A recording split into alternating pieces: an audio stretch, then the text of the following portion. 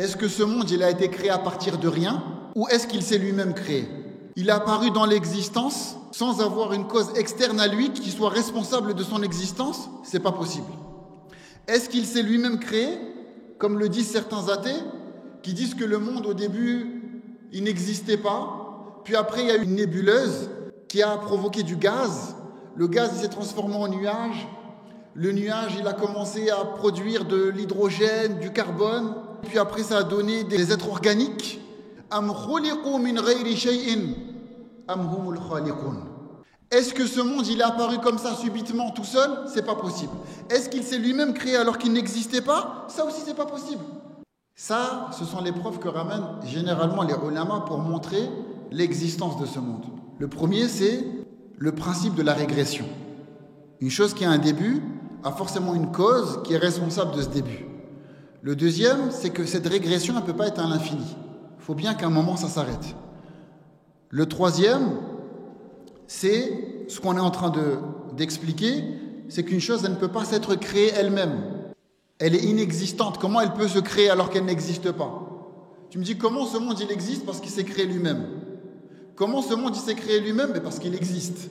On revient au raisonnement circulaire. La quatrième et dernière preuve, ou plutôt argument, qui montre que ce monde, il a un créateur, c'est tout simplement que dans ce monde, comment il a été créé, comment Allah Azza wa Jal, il a harmonieusement créé, tout indique qu'il a un auteur. Ce téléphone lui-même.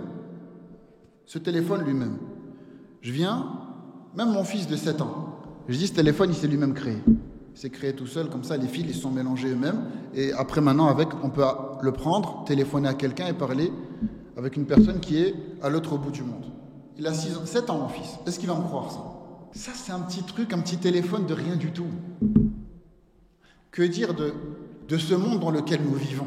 Wallah, les scientifiques, ils nous disent que la distance du Soleil avec la Terre, si le Soleil il avait été juste un peu plus proche, on mourrait tous carbonisés. Si le Soleil il avait été juste un peu plus loin comme ça, on mourrait tous frigorifiés.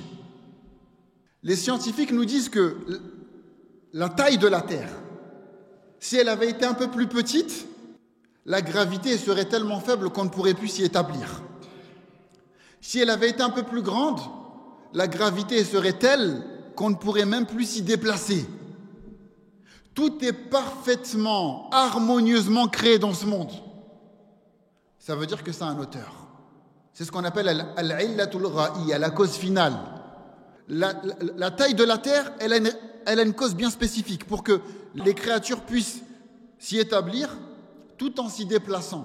La distance du soleil, même nous-mêmes, comment nous sommes créés. Billahi alaykum. On va donner un autre exemple fictif qui nous fait comprendre pas mal de choses.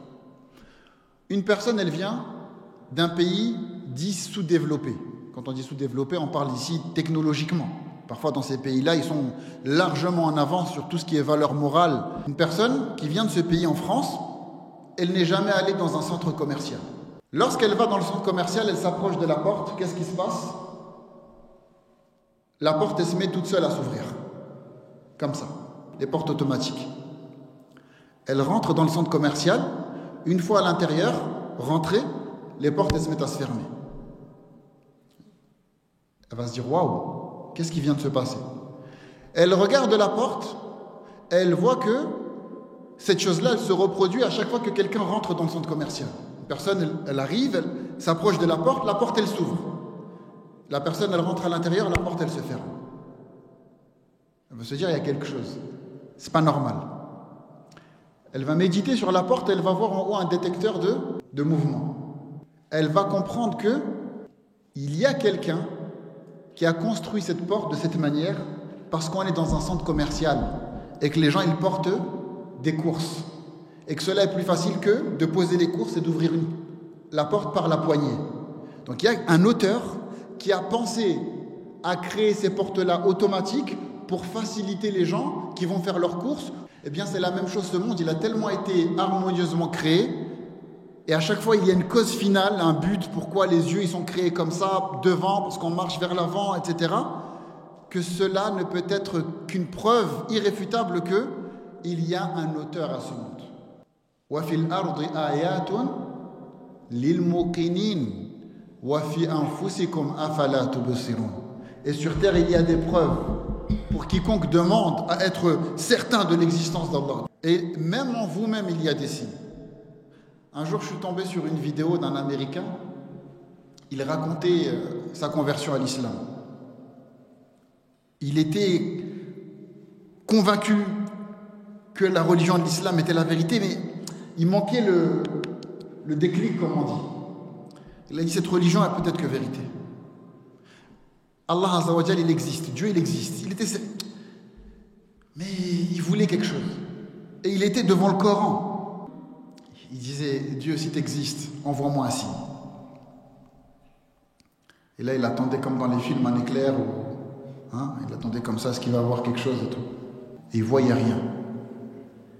Et là, qu'est-ce qu'il a fait? Il a dit, bon, c'est pas grave, je vais continuer à lire le Coran. Et à peine il a posé ses yeux sur le mushaf, il est tombé sur ce verset. Et sur terre, il y a des preuves pour quiconque cherche à être certain de l'existence d'Allah subhanahu wa ta'ala. Et même en vous-même. Tu veux des signes avec les éclairs ou... Même en toi-même, il y a des signes. Si tu médites,